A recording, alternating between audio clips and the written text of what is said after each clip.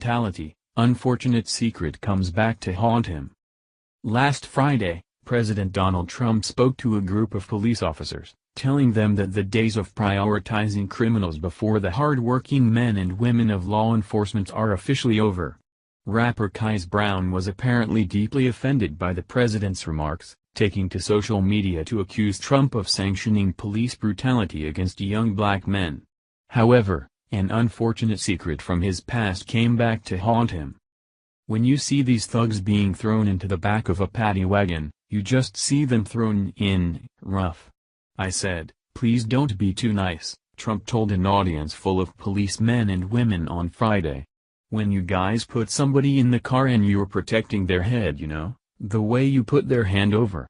Like, don't hit their head and they've just killed somebody, don't hit their head." I said, "You can take the hand away, okay?" added the president.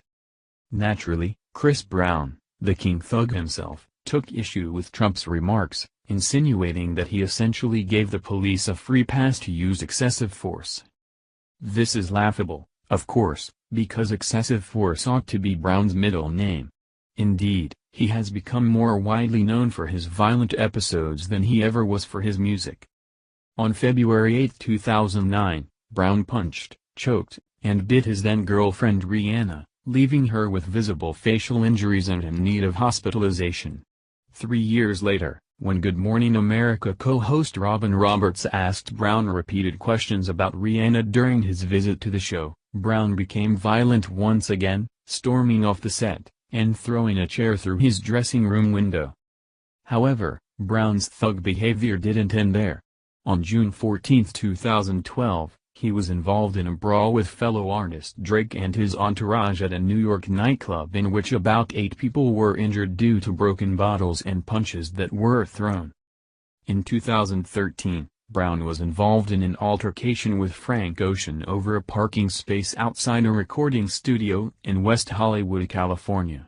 According to police reports, Brown pushed or punched the singer. Ocean did not press charges, even though Brown also reportedly threatened to shoot him, according to Billboard. On March 7, 2013, Brown became hostile with a valet outside of a Los Angeles bowling alley after the parking attendant requested the $10 charge to release the singer's car.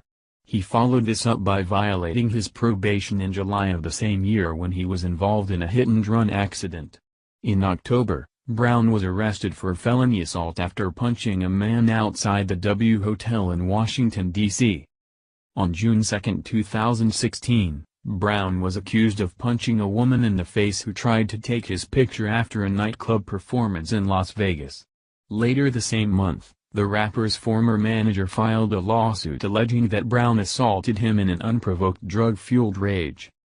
1 year ago, Brown was arrested on suspicion of assault with a deadly weapon after a female alleged that he had pointed a gun at her face. When the police were called to his home, an all-day standoff ensued.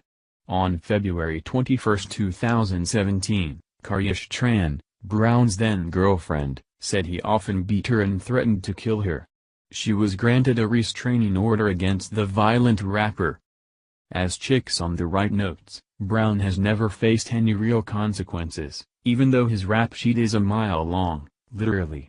He did do a stint at a rehab in Malibu, but that was far from prison time and more like a vacation.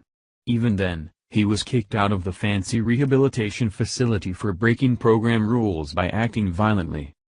It seems odd that this career criminal has never had to pay for what he's done, considering every police officer in America is out to get young black men like himself, doesn't it? No wonder he's so invested in keeping law enforcement officers powerless. If Chris Brown is so worried about violence, he should start by taking a damn look in the mirror. Thugs in glass houses shouldn't throw stones. Please share the story and tell us what you think by clicking one of the buttons below. We want to hear your voice.